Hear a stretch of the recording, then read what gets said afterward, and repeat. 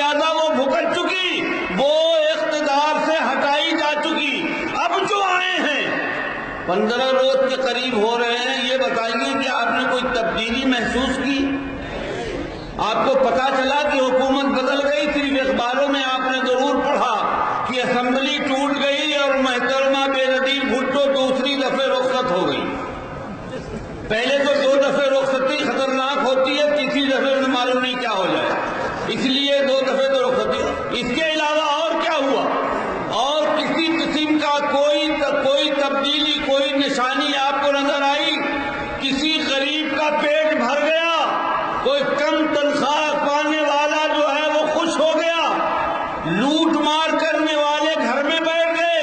قتل و غارت گری رک گئی؟ قتل و غارت گری بھی ویسے ہی جاری ہے، لوگوں کا پیٹ ویسے ہی خالی ہے، بھوکے آج بھی بھوکے ہیں، کسی قسم کی کوئی تبدیلی نہیں آئی۔ ہم کہتے ہیں اللہ تعالیٰ ارشاد فرماتا ہے کہ جن کو ہم زمین پر اقتدار دیتے ہیں سب سے پہلے وہ نماز کے قائم کرنے کا اہتمام کرتے ہیں، زکوٰۃ دینے اور لینے کا اہتمام کرتے ہیں، نیکی کا حکم کرتے ہیں، برائی سے روکتے ہیں۔ اور پچھلی حکومت تو بدکار تھی، یہ تو فرشتوں کی حکومت آئی ہے، اس نے کوئی اعلان نیکی کا کیا؟ کیوں نہیں کیا جناب؟ کیوں نہیں کیا؟ ہمارے وزیر اعظم بڑے نیک ہیں، بڑی اللہ میاں کی گائے ہیں، اور بڑے جناب ستھرے ہیں۔ ہم کب کہہ رہے ہیں وہ چور ہیں؟ ہم کب کہہ رہے ہیں وہ بدماش ہیں؟ ہم کب کہہ رہے ہیں؟ ہم تو کہتے یہ ہیں حضور ایسی نیکی سے کیا فائدہ جس سے لوگوں کو کچھ حاصل نہ ہو سکے، تو مسجد میں بیٹھ کر تسبیح لے کر اللہ اللہ کریں، یہ زیادہ بہتر ہے بنسبت اس کے کہ اقتدار سنبھالیں اور پھر ان کے گرد جو لوگ آئے ہیں ان کو آپ دیکھ لیں، ان کے متعلق صدر صاحب کی نیکی کا بھی پتہ چل رہا ہے اور دوسروں کی نیکی کا بھی پتہ چل رہا ہے۔ ہم کہتے یہ ہیں جب تبدیلی آئی ہے تو اس تبدیلی کا اظہار ہونا چاہیے، اگر اظہار نہیں ہوتا تو ہمیں انتخاب پر بھی شبہ ہے اور احتساب پر بھی شبہ ہے۔ کیسے ہو؟ دونوں کو شبہ ہے۔ اور پھر یہ کہ سب سے پہلا مطالبہ یہ کر رہا ہوں کہ احتساب کمشنر جو بنایا ہے، پہلے جو لوگ نگراں حکومت میں رکھے گئے ہیں ان کا احتساب پہلے کر کے کلیئر کیا جائے، اس کے بعد پھر دوسروں پر ہاتھ ڈالا جائے، اور ہاتھ ڈالتے ڈالتے تو پتہ نہیں کیا ہو جائے گا، سورج طلوع بھی ہوگا اور غروب بھی ہو جائے گا، پتہ نہیں چلے گا۔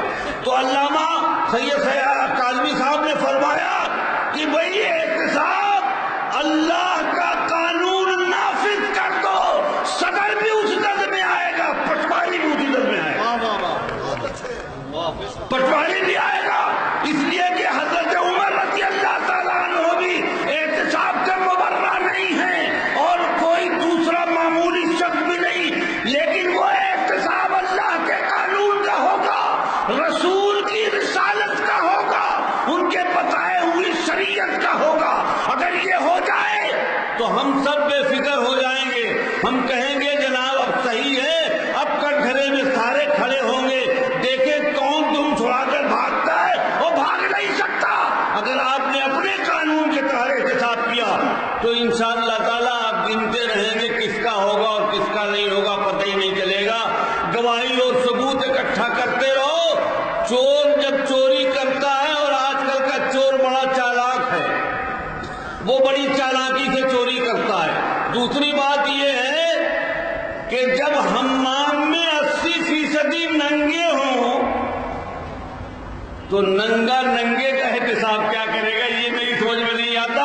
ارے کپڑا پہننے والے کو کپڑا پہناؤ، پھر ننگے کا احتساب کرو۔ یہاں مسئلہ ننگوں کا ہے، ننگے کہاں گئے؟ یہ نبی سے روگردانی کی وجہ سے ملک بھی ننگا ہو رہا ہے، کہا جا رہا ہے نماز قائم کرو، وہ کہتے نہیں، اس کی اجازت نہیں، IMF سے سودا کرنے کی اجازت۔ پہلا کام کیا کر رہی ہے یہ حکومت؟ کہلے نہیں نماز قائم کرنا اور نیکی حکم دینا یہ تو آپ کی بات ہے، پہلے ورلڈ بینک اور IMF سے بیٹھ کے معاہدہ کر لو اور باہر سے لوگوں کو بلاؤ اور بات کرو۔ معاملہ یہ چل رہا ہے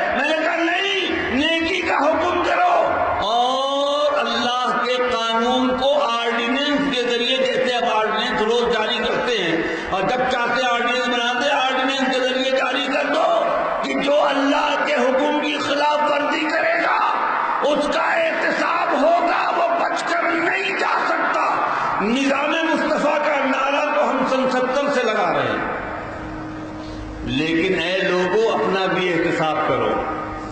دوسروں کا احتساب تو بعد میں ہوگا، ہم اپنا بھی احتساب کر لیں. ہم جب پرچی ڈالنے جاتے ہیں بکسے میں تو پرچی ڈالتے وقت نورانی صاحب نہیں یاد آتے، حامد سعید کاظمی یاد نہیں آتے، دیکھنے والا اللہ ہوتا ہے. پرچی ڈالتے ہیں لاہور والے، اے لاہور کے زندہ دلان، پرچی ڈالتے وقت اپنا احتساب کرو. سارے ملک کا احتساب ہو جائے گا، سارے ملک کا احتساب ہو جائے گا. اس لیے کہ جلسہ تو ہوگا، جلسہ ختم ہو جائے گا.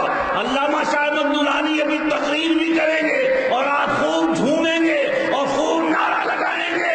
لیکن علامہ نورانی بھی آزما رہے ہیں کہ جب بکسا کھلتا ہے تو اس میں سے زنانہ نکلتا ہے، مردانہ بھی نہیں نکلتا. یہ عجیب تماشا، عجیب معاملہ ہے. ہم کہتے کہتے تھک گئے. اس لیے میرے بزرگوں، تم داتا کی نگری میں رہتے ہو، خدا کی قسم اگر لاہور کھڑا ہو جائے پاکستان کھڑا ہو جائے. اس لیے کہ لاہور دل ہے پنجاب کا اور پنجاب دل ہے پاکستان کا. پنجاب رخ پھیرے تو رخ پھیرتا ہے تو پنج دریا کا صوبہ ہے. یہ دریا پانی دیتا ہے. اے لوگوں اس پانی سے سیراب ہونے کی کوشش کرو، غرقاب ہونے کی کوشش نہ کرو، غرقاب ہونے کی کوشش نہ کرو. میں کہتا ہوں آج پھر اللہ نے آپ کو موقع دیا.